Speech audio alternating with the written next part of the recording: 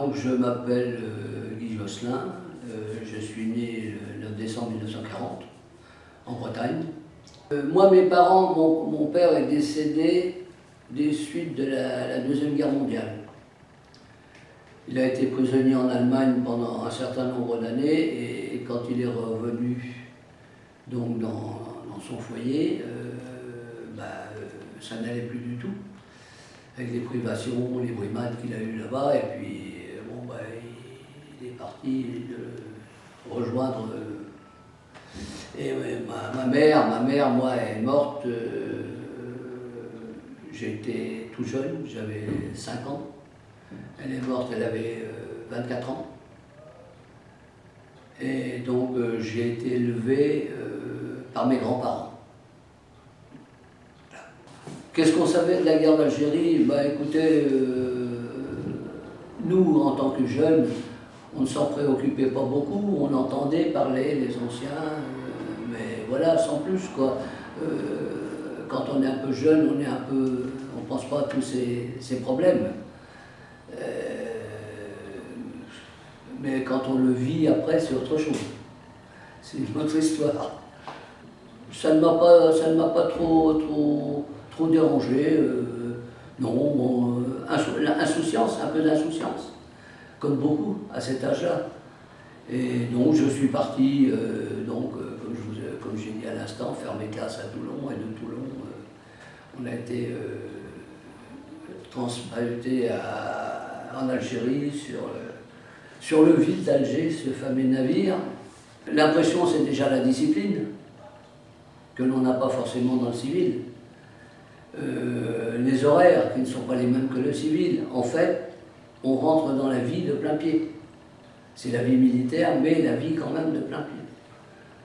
Voilà, et bon, il faut s'y faire, et puis vous savez, on prend vite l'habitude.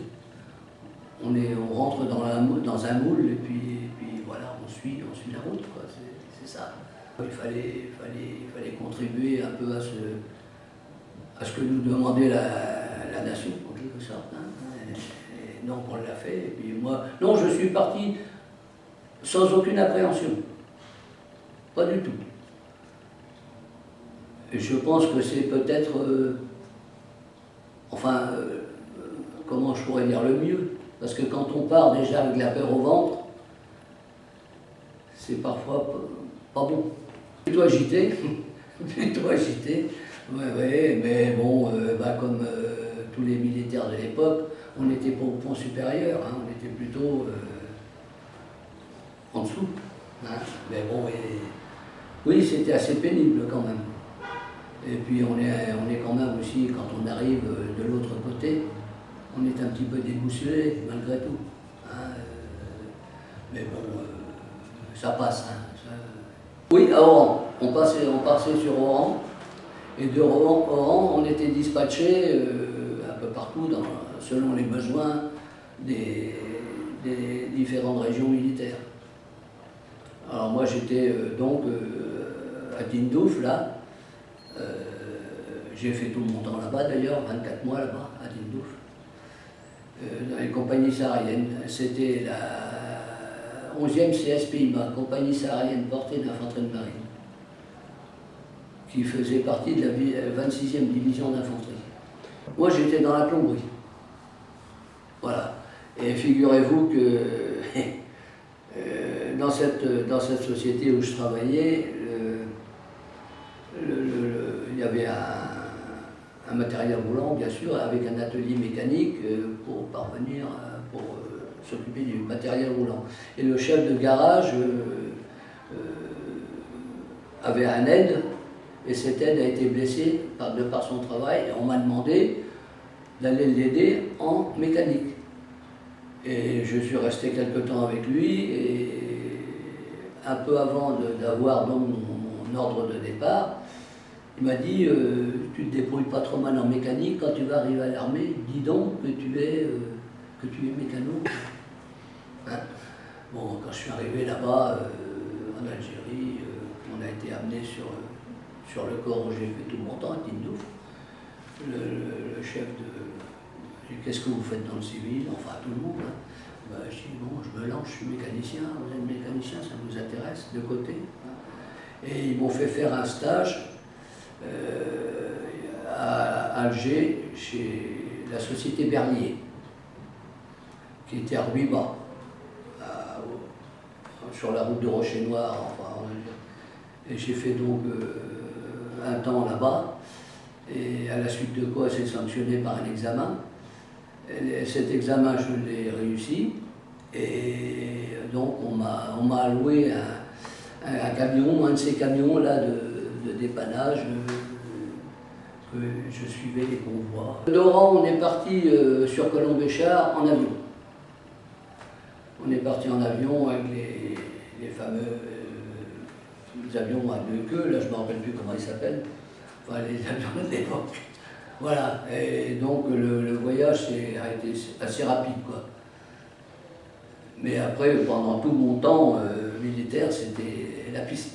Les camions, pendant pratiquement 2 ans, on n'a jamais couché dans un lit normal. Déjà, vous n'imaginez pas le désert comme ça. Le désert, mais là, c'est à perte de vue, du sable, du sable, du sable. Et on était, dans le poste où on était, il y avait plusieurs régiments. Vous aviez le premier régiment étranger parachutiste, il y avait donc nous, la coloniale, et le génie, plus l'aviation, le terrain d'aviation. Voilà. Quand on voit ça pour la première fois, vous sortez de la vie civile pour rentrer dans ce système, vous ouvrez les grands yeux, quoi. C'est un peu impressionnant, on va dire. Mais par contre, au niveau discipline par rapport à ce qui s'est passé en métropole, à savoir les classes, c'était un peu plus souple. C'était un peu bon enfant, quoi. On avait des gradés qui étaient très bien. Moi, le gradé que j'avais, qui commandait le poste, c'était un adjudant-chef. C'était un ancien de l'armée allemande qui s'était engagé dans l'armée française à la fin de la guerre, la Deuxième Guerre mondiale. L'adjudant-chef Blobel, je me rappelle, vous voyez encore de son nom, qui était très, très militaire, très strict, mais très juste aussi. Moi j'étais, c'est un petit peu idiot de dire ça, mais j'étais assez partant pour ce genre de travail, quoi, que de rester à poste fixe pendant un certain temps, c'est monotone. Tandis que là, on voyait du pays, on côtoyait les Berbères, les Touaregs, enfin, c'était... D'ailleurs, dans notre compagnie, on était à peu près une cinquantaine de Français, on va dire, hein, et tout le reste, c'était des Touaregs, qui, eux, avaient leur propre gradé. Ils étaient commandés par des gradés Touaregs, mais rattachés à l'armée française. Toujours en convoi. Toujours en convoi. D'ailleurs, avec tout ce genre de matériel, des matériels qui venaient de l'armée américaine, puisque ce sont des véhicules américains, ça. Les 4x4, 6.6, il n'y a que les gros camions, là, qui sont des camions des berliers, ce qu'on appelait les gazelles. Et quelquefois, on a fait quelques patrouilles aussi, mais proches, à dos de dromadaires, avec des Béharis. Voilà. Et on vivait plus ou moins, on vivait avec eux, hein, avec les fameuses raïmas, vous savez, en poil de chèvre, là, la tente. Ouais. Pas évident, on est plus souvent par terre que... Ah oui, c'est un coup à prendre. Hein. Bah oui, on ne s'y attend pas, quand le chameau se lève, vous partez, quoi. Non, mais ça a donné lieu à des bonnes rigolades. On partait pour plusieurs jours, une semaine, 15 jours, 3 semaines, ça dépend. Hein. C'était selon, on partait avec tout le matériel nécessaire et puis la boisson, parce que la boisson, il fallait la prendre à l'avance dans des vaches à eau, vous savez, des pots de chèvre retournés, tannés, et on mettait l'eau là-dedans et on attachait ça sur le côté des camions. En roulant, ça rafraîchissait donc l'intérieur. On a eu quelques petites anicroches, mais bon, par rapport à certains qui ont beaucoup souffert. Non, non, ça a été, quoi. Disons que j'ai passé un temps militaire pas trop mauvais. Bon, c'est pas comme le civil, au niveau de la nourriture, c'était parfois pour avoir suffisamment à manger, il fallait aller à la chasse, les gazelles, enfin, ce qu'on trouvait.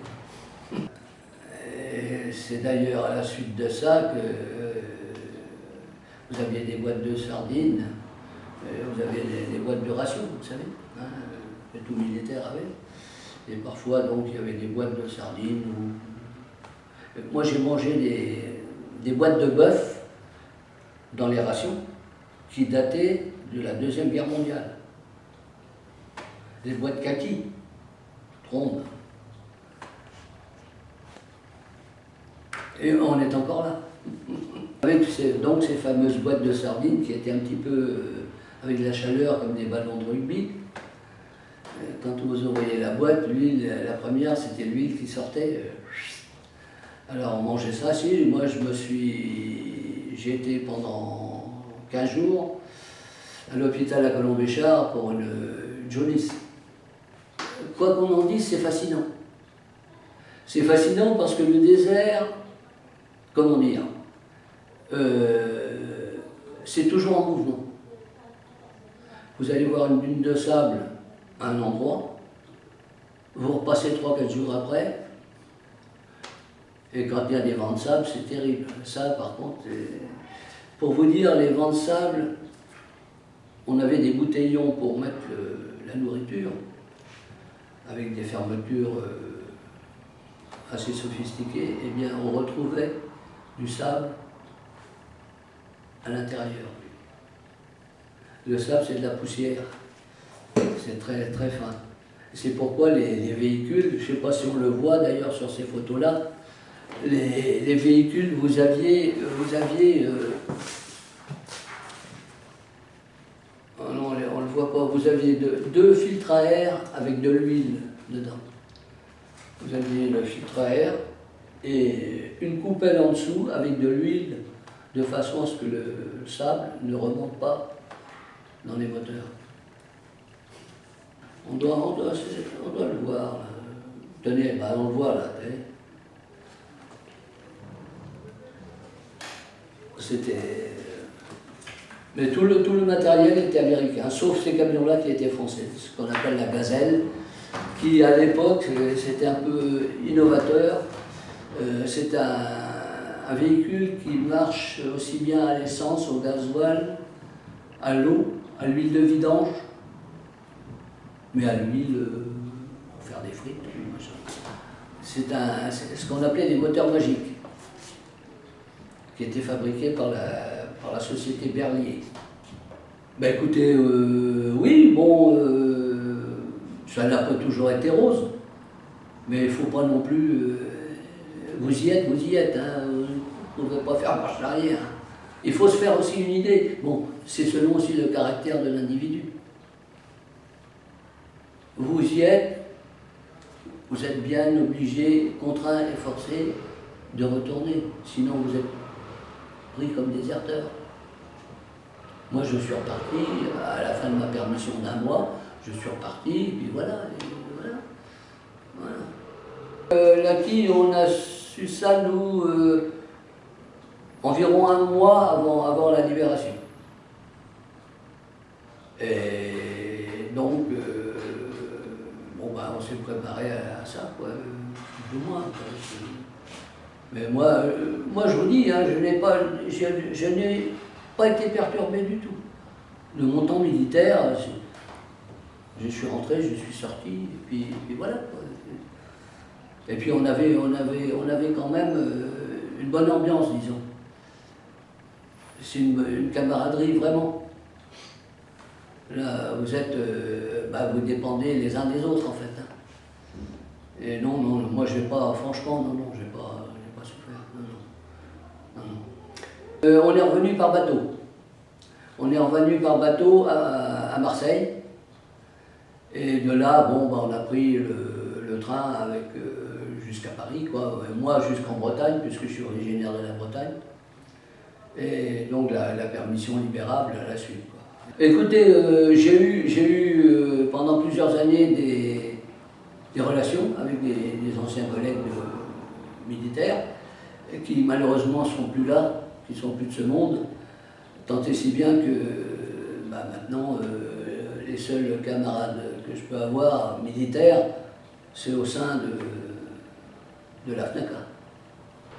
Ah ben écoutez, la FNACA, moi j'ai connu ça par l'intermédiaire d'un ami qui est là, d'ailleurs, M. Monterre, en bas à gauche,